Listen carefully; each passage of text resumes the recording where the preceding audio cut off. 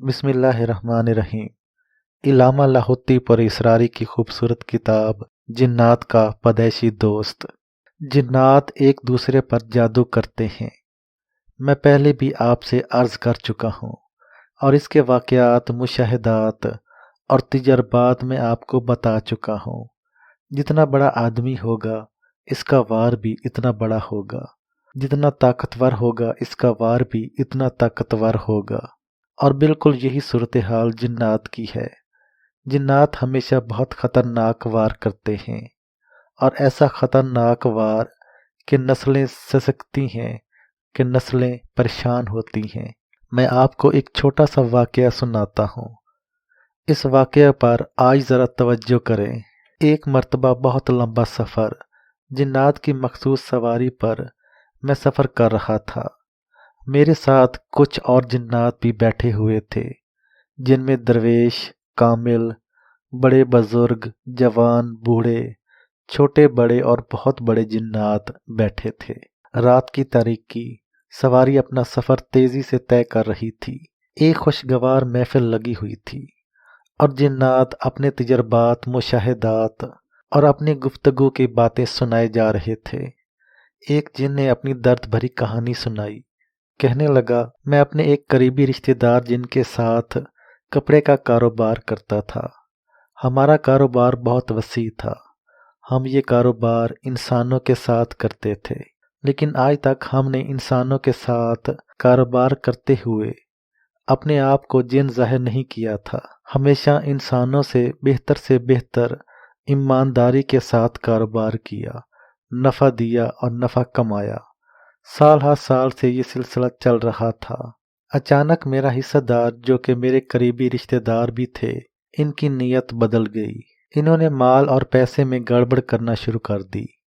پہلے تو مجھے احساس ہوا، میں نے سمجھا کہ میری غلطی اور غلط فہمی ہے، لیکن کچھ ہی دنوں کے بعد وہ معاملہ بڑھتا چلا گیا، اور ایسا بڑھا کہ میرا احساس بھی بڑھ گیا، اور مجھے محسوس ہوا کہ کہیں کچھ گڑبڑ ہو رہی ہے، اور معاملہ میری سوچ سے بہت آگے نکل گیا۔ جن دوستوں نے ابھی تک اس چینل کو سبسکرائب نہیں کیا، وہ جلدی سے سبسکرائب کریں اور بیل آئیکن دبا دیں۔ شکریہ۔ چلیے شروع کرتے ہیں۔ میں نے ایک بار اپنے اس رشتہ دار کو احساس دلایا تو وہ طیش میں آ گیا اور غصے سے کہا، کیا تم مجھے بے ایمان، بددیانت سمجھتے ہو؟ اتنے سالوں سے میں نے تمہیں اعتماد کے ساتھ کما کر دیا، کیا اب میں بے اعتماد اور بددیانت ہو گیا؟ میں اس کے سخت لہجے اور ڈانٹ سے سہم گیا، خاموش ہو گیا، لیکن میرا اندر اور دل مطمئن نہ ہوا۔ میرے اندر کی جستجو بڑھتی چلی گئی۔ کچھ ہے صحیح، اور کہیں گڑبڑ ہے۔ کہاں ہے، کیسے ہے، مگر ہے ضرور۔ آخر ایک دن مجھے کچھ انوکھے شواہد ملے، جس سے واضح ہو گیا کہ وہ میرے ساتھ بہت گڑبڑ کر رہا ہے، اور میں نے جب وہ شواہد اس کے سامنے پیش کیے تو اس کے پاس کوئی دلیل نہیں تھی۔ اب وہ انکار نہ کر سکتا تھا، مگر وہ بحث، تو تکرار اور مرنے مارنے پر آ گیا۔ آخر کار کچھ بڑے تاجر جنات کو درمیان میں ڈال کر اس معاملے کو رفع دفع کیا، اور فیصلہ یہ ہوا کہ ہماری آپس میں حصہ داری ختم ہو جائے اور ہم علیحدہ علیحدہ کام کریں گے۔ ہم علیحدہ ہو گئے۔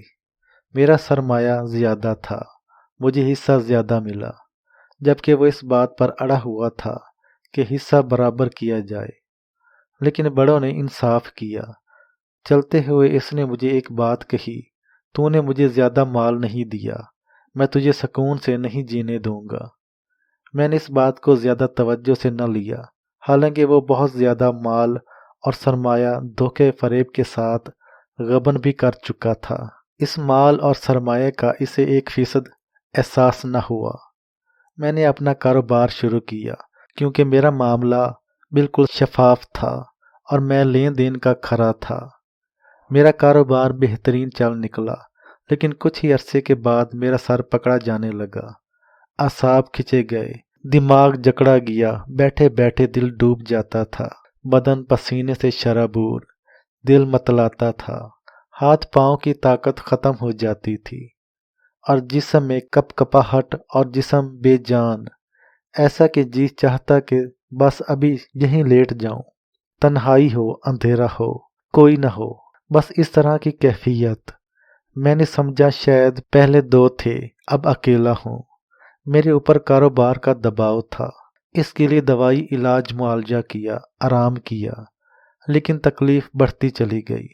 फिर कुछ अरसा के बाद बीमारी मेरे घर में आना शुरू हो गई और मेरे घर का हर फर्द बीमार और परेशान हो गया और तकालीफ, मसाइल, मुश्किलात बढ़ते चले गए और मैं इन हालात में और ज़्यादा जकड़ा जाने लगा।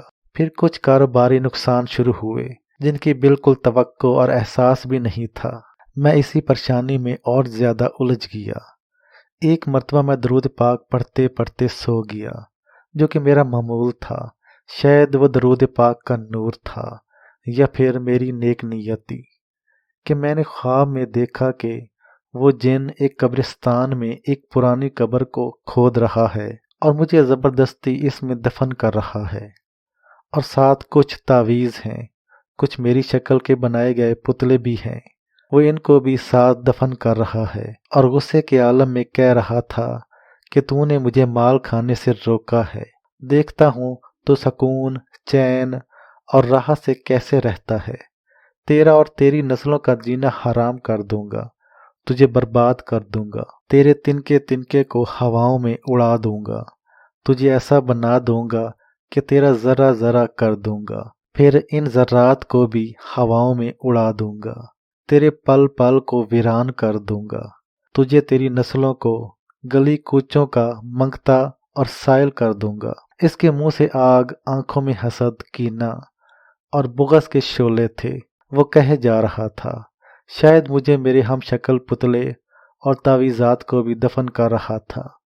मैं परेशान हाल कि ये मेरे साथ क्या हुआ। अचानक मेरी आंख खुल गई। मैं पसीने में शराबूर कांप रहा था। ख्वाब की वहशत से मेरी आंखें फटी की फटी रह गईं कि वही जिन मुझ पर सख्त जादू किए हुए है और जादू की वजह से मेरा सब कुछ बर्बाद हो रहा है। मुझे हैरत हुई, मेरे साथ इतना बड़ा धोखा, इतना बड़ा फरेब और इतना बड़ा इंतकाम, मुझे परेशानी हुई। ख्वाब के बाद अब मुझे इसका हल चाहिए। हल कहाँ से लूँ और कैसे लूँ और किससे लूँ? कोई मुझे न मिला। अब मैं ढूंढता रहा कि ये हल कैसे हो जाए, क्योंकि मेरी तकालीफ बढ़ती चली जा रही थी, मेरे मसाइल उलझते चले जा रहे थे। मुझे रोज़ कोई ना कोई परेशानी, तकलीफ आ रही थी। जिन्नात से बहुत पूछा, इधर उधर इसका क्या हल किया जाए और इसके लिए कितनी कोशिश, कितनी मेहनत की जाए। आखिरकार एक जिन मुझे मिले और मैंने इन्हें अपना गम सुनाया। वो एक आमिल थे और मेरे गम सुनकर वो भी पहले परेशान हो गए और फरमाने लगे, कोई परेशानी की बात नहीं, आप सिर्फ इतना करें कि आप मेरे पास अपना एक पहना हुआ कपड़ा ले आएं, कोई उतरा हुआ पुराना जूता ले आएं और जब कंघी करें और जितने बाल आपके गिरें वो बाल भी साथ ले आएं। बस ये चंद चीज़ें आप मुझे लाकर दे दें और 3 दिन के लिए अपने तमाम कामों को छोड़कर मेरे पास आकर बैठ जाएं। मैं खुद कुछ अमल करूँगा, कुछ अमल आपको बताऊँगा जो कि आपने करना है। फिर खुद आपको अपने मसाइल का हल होता अपनी आंखों से नजर आएगा। बस मैंने इनकी बात मान ली। मुझे इनके बारे में पता था, वो एक निहायत मुखलिस और सच्चे जिन हैं। मैंने फौरन अपना बोरिया बिस्तर बांधा और इनके हाथ चला गया। एक पुराना लिबास लिया और अपने उतरे हुए बाल ले लिए। ये सारी चीज़ें लेकर मैं इनके यहाँ गया। इनका अंदाज मैंने अनोखा देखा, वो ये कि इन्होंने मुझे एक ऐसी चारपाई पर सुलाया जो कि चमड़े की बान से बनी हुई थी। कहने लगे, ये गाय का चमड़ा है, गाय की खाल है। गाय का चमड़ा लकड़ी से बनी हुई चारपाई थी और गाय की खाल का बान बना हुआ था और इससे बनी हुई थी। कहने लगे कि चमड़े की चारपाई पर सोने वाले का कभी जादू, जिन्नात, असरात और काली बंदिशें कुछ नहीं बिगाड़ सकती। इन्होंने मुझे मुसलसल 3 दिन 3 रातें इस चारपाई पर लिटाया, मुझे कुछ कलमात दिए। मेरा उतरा हुआ कपड़ा, मेरे बाल, इन दोनों चीज़ों को सामने रखकर इसने दाएं बाएं आग लगाई और इनको दरमियान में ऐसे रखा कि आग इन तक न पहुंच पाए। मैं चारपाई पर बैठा था, इसका हुक्म था, तुम ने चारपाई से नीचे नहीं उतरना। वो बूढ़ा आमिल जिन, जो कि बड़े से बड़े काले जादू को तोड़ने का बहुत माहिर था, वो कुछ पढ़ रहा था और मुसलसल मेरे बालों और कपड़े पर फूंक रहा था। थोड़ी ही देर हुई कि मैंने महसूस किया मेरे कपड़े पर और बालों पर वही मेरा हिस्सेदार खड़ा नाच रहा है और खुशी से सीटियां बजा रहा है, इशारे कर रहा है और नाज नखरे कर रहा है कि देखा तेरी बर्बादी की इब्तिदा कैसे की और तुझे बर्बाद करने की तरकीब कैसी सूझी। तुझे रात दिन बर्बाद करना है, तेरा कुछ नहीं बचाना। तुझे परेशान रखना है, तेरे पल पल को वीरान करना है। मैं परेशान इसकी तरफ देख रहा था। वो जिन आमिल खामोश पड़े जा रहा था, इसकी नज़र इधर उधर न गई। थोड़ी देर में वो मंजर गायब हो गया। मुझे हैरत हुई कि वाकई वही जिन था जो मुझे ख्वाब में मिला। वो तो खुश है, खुशहाल है। आमिल के जादू के तोड़ ने इसे कोई तकलीफ पहुंचाई है, न इसका जादू छीना है। मैं परेशानी के आलम में मजीद देखता। ना मालूम मुझे क्या हुआ, मैंने चारपाई से नीचे उतरना चाहा। शायद इसका जादू था कि वो मुझे इस चारपाई के कड़े से हटाना चाहता था। सीटी की आवाज़ ने मुझे चारपाई से नीचे ना उतरने दिया। वो सीटी की आवाज़ इस आमिल जिन बाबे ने की थी, जिसने एहसास दिलाया कि चारपाई से नीचे नहीं उतरना। थोड़ी ही देर में एक धुआं उठा। जब धुआं छटा तो मैंने देखा कि दो काले जिन इस मेरे हिस्सेदार को पकड़ कर ले आए और इसी कपड़े और बालों के ऊपर इसकी पिटाई कर रहे, और वो चीख रहा है। इसका सांस फूला हुआ, इसका जिस्म लहूलुहान और जख्मी था और वो परेशान हाल था। ये मुसलसल इसकी पिटाई कर रहे थे और इससे पूछ रहे थे कि बता इसका कसूर क्या है, तूने इस पर काला जादू क्यों करवाया, इस पर जिन्नाती बंदिशें क्यों लगाईं, इसका घर बर्बाद करने का फैसला क्यों किया, इसकी सेहत, दिल, दिमाग, इसके जज्बे को क्यों जकड़ा। तुझे इससे क्या दुश्मनी है, तेरा इसके साथ क्या मामला है, आखिर तू इसके पीछे क्यों पड़ा हुआ है। ये दियानतदार ताजिर है, तू बददियानत जिन है। इसकी नीयत खरी है, तेरी नीयत में खोट है। वो दोनों काले जिन्नात इसको मार भी रहे थे, पूछ भी रहे थे। वो कुछ जवाब नहीं दे रहा था सिवाय चीखने चिल्लाने के और सिवाय परेशानी के। मैं ये सारा मंजर देख रहा था। मेरे दिल में आया कि मैं काले जादू के तोड़ के आमिल बाबा से कहूँ कि इस जिन को माफ़ कर दे। बस मैंने सोचा ही था कि एक सीटी की आवाज़ आई और इस सीटी की आवाज़ ने मुझे इशारा दिया कि ये काबिल रहम जिन नहीं, ये काबिल तरस नहीं है। इनके ऊपर न रहम खाओ, न तरस खाओ, और न ये वो जिन्नात हैं कि इनकी ज़िंदगी में कोई सुकून हो। ये वो हैं जिनका फैसला है कि जिन्नात को तकलीफ़ देनी है, जिन्नात को परेशान हाल में देख कर खुश होना है, और जिन्नात की वीरानी इनकी राहत और सुकून का ज़रिया है। ये वो जिन्नात हैं, इनकी ज़िंदगी बस जिन्नात को दुख देने का सामान है। आखिरकार मैंने महसूस किया कि वो मेरा हिस्सेदार नीचे गिर गया। अब जिन्नात इसको अपने पाँव से लताड़ रहे हैं। ये मंजर मुझसे थोड़ी देर के बाद गायब हो गया। वो आमिल जिन बाबा मुसलसल अपनी पढ़ाई में मसरूफ़ था।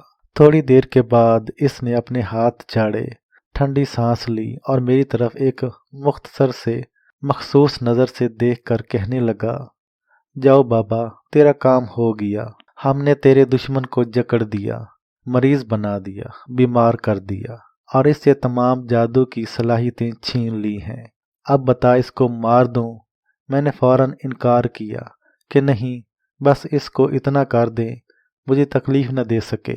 इस आमिल जिन बाबा ने एक ज़ोरदार कहका लगाया और अपनी मुट्ठी से मिट्टी उठाई और मिट्टी उठाकर ज़ोर से हवा में बखेर दी। इसका एक एक ज़रा बहुत बड़ा पत्थर बन गया और पत्थरों का एक बहुत बड़ा तूफान एक तरफ चल पड़ा। और इस कहके में से एक आवाज़ आई, जाओ, इस दुश्मन को इन पत्थरों में जकड़ दो, वो इन पत्थरों में रहे, न इसको सुकून, न चैन, न राहत, न कुशादा रिज़्क। जो नेक जिन्नात के राहत, सुकून, चैन को छीन कर अपनी ज़िंदगी को पुरसकून बनाना चाहता है, वो जिन्नात का दुश्मन है और जिन्नात को इसकी दुश्मनी का सिला मिलना बहुत ज़रूरी है। میں حیرت سے بیٹھا یہ منظر دیکھ رہا تھا اور میری حیرت بڑھتی چلی جا رہی تھی۔ آخر یہ کیا ہے؟ آخر کار مجھے خاموشی ملی اور میں اس خاموشی میں اور زیادہ پریشان ہو گیا۔ وہ عامل اٹھا اور مجھ سے کہنے لگا، مجھے تم سے کچھ نہیں چاہیے، میں بہت بڑی قیمت لیتا ہوں، لیکن تمہارے روحانی راز اور تجارت نے مجھے تیرا گرویدہ بنا دیا ہے۔